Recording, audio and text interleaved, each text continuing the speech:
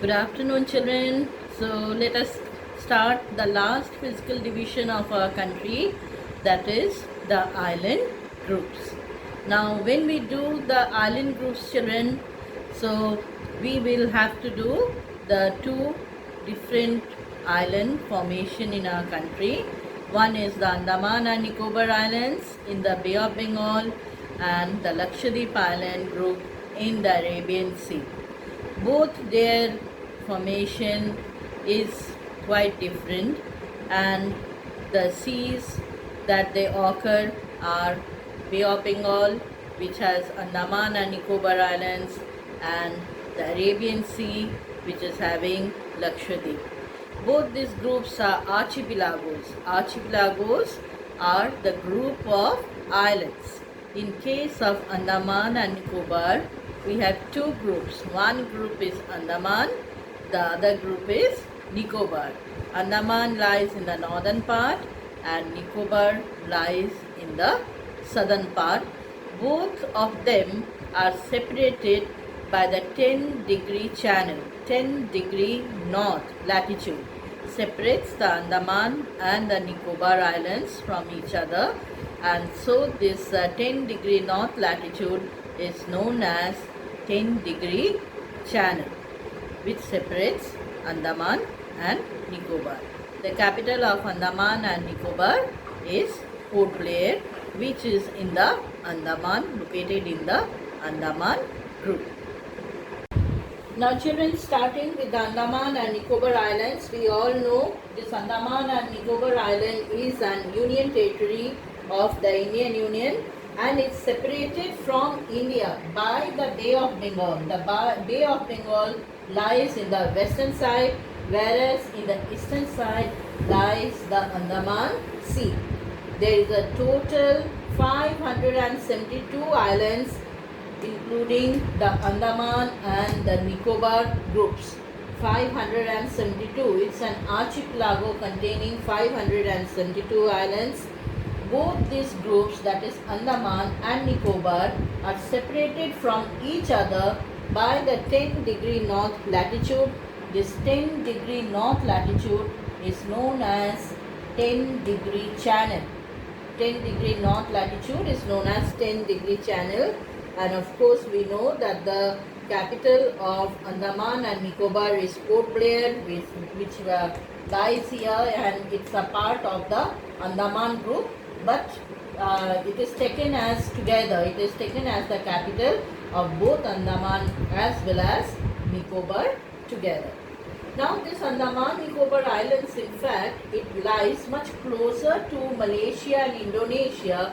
It's rather far away from India. And these Andaman Nicobar Islands are believed to be parts of submarine mountain. Submarine means it is submerged underwater, and the higher parts of the mountain has come up out of the water and has formed islands. The higher parts of the submarine mountain has formed island. In fact, the Himalayas extend as Purvachal in India, and in Myanmar there is a mountain range which is known as Arakan Yoma, and these parts of Arakan Yoma continue below the Bay of Bengal, below the water of Bay of Bengal, and then it has emerged up. It has continued in this way, and the higher parts of Arakan Yoma has come up as island, and we have named them as Andaman and Nicobar Islands. Now, as you all can see that the 0-degree, that is the equator, runs very close to Andaman Nicobar Islands. So here the conditions are of equatorial type. They have high temperature and they enjoy heavy rainfall during the southwest monsoons. Southwest monsoon is the rainy season of our country. So during that time the rainfall is very heavy in this part. But of course, during the winter it is dry. These island groups are very much densely forested, and there are 2,200 varieties of plant group in the Andaman and Nicobar Islands. All the island groups are densely forested. Similarly, there is a large variety of mammals, birds living in this Andaman and Nicobar Islands. So this Andaman Nicobar Island has one volcano which is not erupting presently, but it had erupted when we had tsunami in the Bay of Bengal and Indian Ocean some years back. And this island, this active volcano is present here just south of Myanmar. It is known as Barren Island, and very recently it has not erupted, but some years back it has erupted. This Andaman Nicobar Islands is frequented by visitors and it is habited, but most of the people in this portions are tribals who are living in dense jungle and following a very primitive lifestyle. Now children, there are some important facts that I would like to share about Andaman and Nicobar Islands. The name of the major islands of Andaman and Nicobar are North Andaman, Little Andaman, Middle Andaman and Nicobar. These are the four major islands which are named as North Andaman, Little Andaman, Middle Andaman, South Andaman of the Andaman group and Nicobar. So these five are the major islands, four of Andaman and another one of Nicobar. And this Andaman and Nicobar Islands is having this most active volcano of our country known as Barren Island. Very recently, though it was not in huge scale, but some eruption was noted in 2017 in this Barren Island.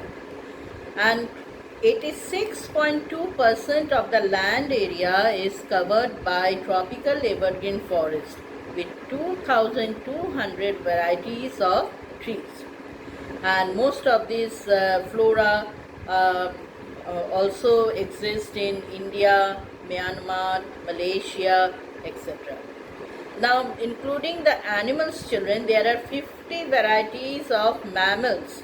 There are 270 varieties of birds, 225 species of butterflies and moths also occur in this Andaman and Nicobar Islands. So you can well imagine that this Andaman and Nicobar Island is a place where there is large scale biodiversity, and will be very much surprised that there are 96 wildlife sanctuaries, 9 national parks and 1 biosphere reserve.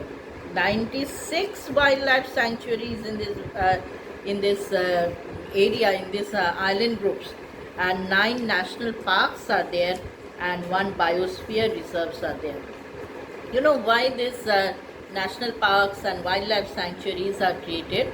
They are generally created to protect the species from being hunted, from being killed. So the species live in their natural environment and they are protected, they are taken care to see that they are not hunted by the hunters and the poachers. So Andaman and Nicobar Island has a wide range of diversity in terms of wildlife. Then coming to our smallest union territory, Lakshadweep. Lakshadweep is the smallest union territory of our country and Kavaratti is the capital of Lakshadweep.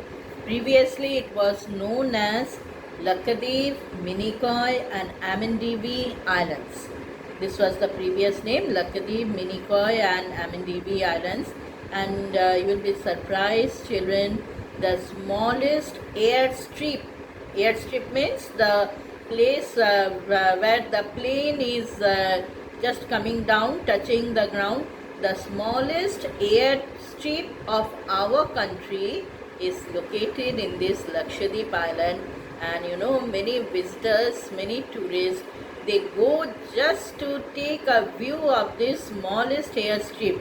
The plane just comes down and it's a very small airstrip, and it is also habited to a very less extent. Very less number of people are there.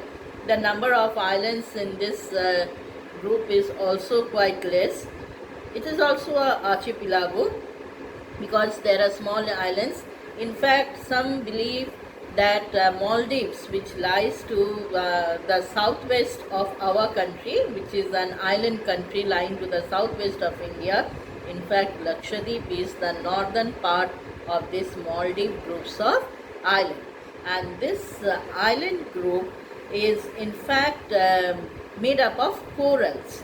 Corals are microscopic marine organisms.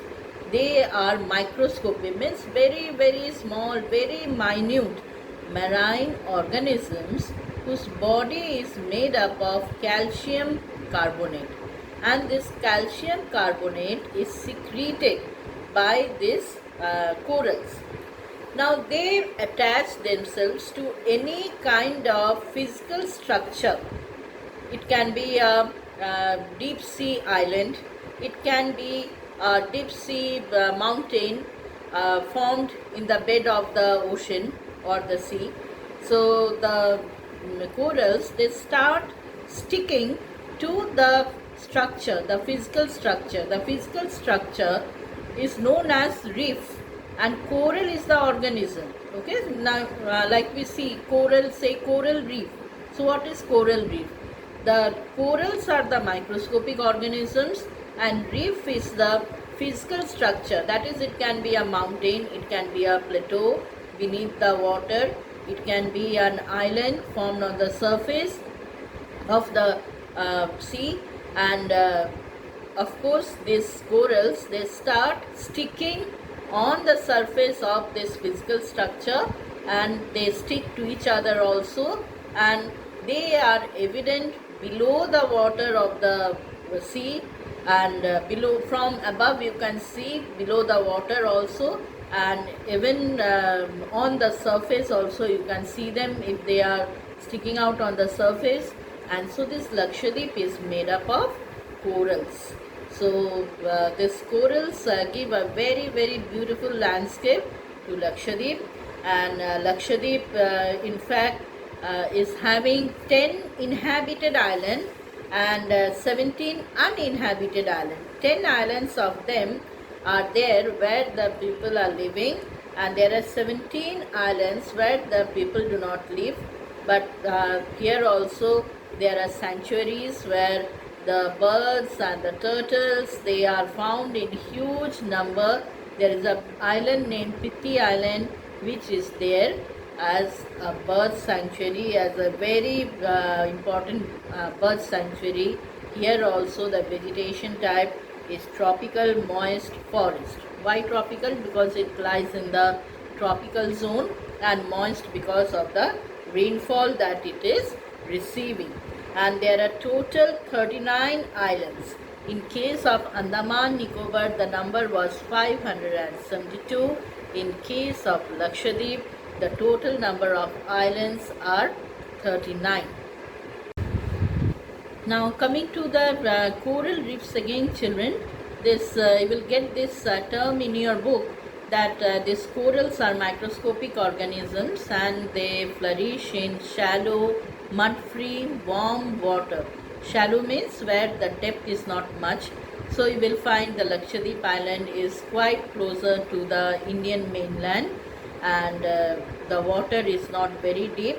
Mud-free, there must not be mud, there must not be delta or anything close by, so mud must not be there, and the water must be warm.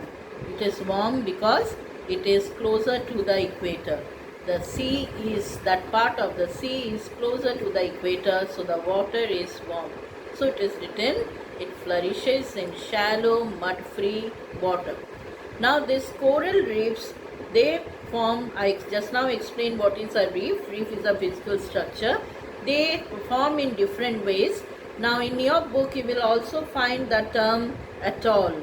Atoll is a horseshoe shape. The shape of the coral reef is formed in such a way that it is almost in the form of a horseshoe, and in between there is a surface containing the sea water. Little bit of opening is there, and so that sea water collected within that atoll forms a lagoon. So atoll always has a lagoon inside, and um, our Lakshadweep is an atoll. It is in the form of a horseshoe, and there are several lagoons within it, and the world's largest barrier reef. Barrier reef is another type of reef. Here it is just at the sides. So barrier reef is there in Australia, and it is known as the Great Barrier Reef, and it is said that even the coral reef are so much crystal clear visible below the surface of water that even if we go up the space in aeroplane also, from the aeroplane one can view very clearly the coral reefs there. It is very beautiful formation, children, and it is formed in different colors, in different shapes and structures, and these coral reefs give a very beautiful view. The Lakshadweep group lies here, children. Here we have the Maldives groups. The Maldives are close by here. So we always say that this Lakshadweep group of islands is in fact a continuation of the northern part of this Maldives. And here, in this part of the Arabian Sea, there is a deep sea mountain which is known as Chagos Lakshadweep Reefs. Here, from here to here, there is a deep sea mountain, and it is known as Chagos Lakshadweep. It is named as, I am writing down the name, Chagos Lakshadweep. Chagos Lakshadweep Reach. Here it is a deep sea mountain which runs here, and these islands have come up on the surface, and here Maldives, it is occupied by Maldives here. Here we are having the Lakshadweep. Kavaratti is the capital. Here in Kerala, your Kochi is the closest place where the people can come to the land. Kochi is closest to Lakshadweep Islands here. Now children, I have come to the end of this chapter. We have done all the physical features. Now one thing must be noted, that each of our physical divisions are immensely rich in different kinds of natural resources. Like for example, children, we are having a huge supply of water from the glaciers of our Himalayas. Not only that, the Himalayas are densely forested and a rich source of forest resources, whether it is different varieties of plants, it is different varieties of animals. The Himalayan region has given birth to different varieties of forest-based industries. It can be paper industry, it can be furniture industry. Different forest-based industries are based on these forest resources of our Himalayas. Second group that we had is the northern plain. We all know that the northern plain is one of the most fertile tract of our country, and this fertile tract supports the granary of our country. It is in fact supplying the major share of food grains, the different varieties of vegetables, different types of crops to support the industries of our country. So the northern plain supports us by feeding the people of the country. Then we have the plateau region, which is having different varieties of minerals. All these mineral resources supports the industries of our country. And finally, the coastal plain and the island groups, they are known for their ports, they are known for the fishing resources of our country. So this huge coastline of our country have greatly supported the international trade of our country, and the exports and the imports of our country has made us rich in foreign uh, resources and different types of foreign resources that enters our country. So all these different resources of our country are essential for the total development of the country. We cannot think of India by leaving any physical feature. Like we cannot think India without Himalayas, we cannot think of India without the plateau area, we cannot think of India without the plains. So all the physical features are like they are complementing each other. They are making the Indian subcontinent as a complete unit. We cannot think of India by deducting or separating any physical features. All the physical features are important for us because all of them support us in different ways. Now children, as we have completed the chapter, we will come to question answers, and we will do the questions which are there at the back of your chapter, and I will tell you how to write the answers and you will completing them in your notebook.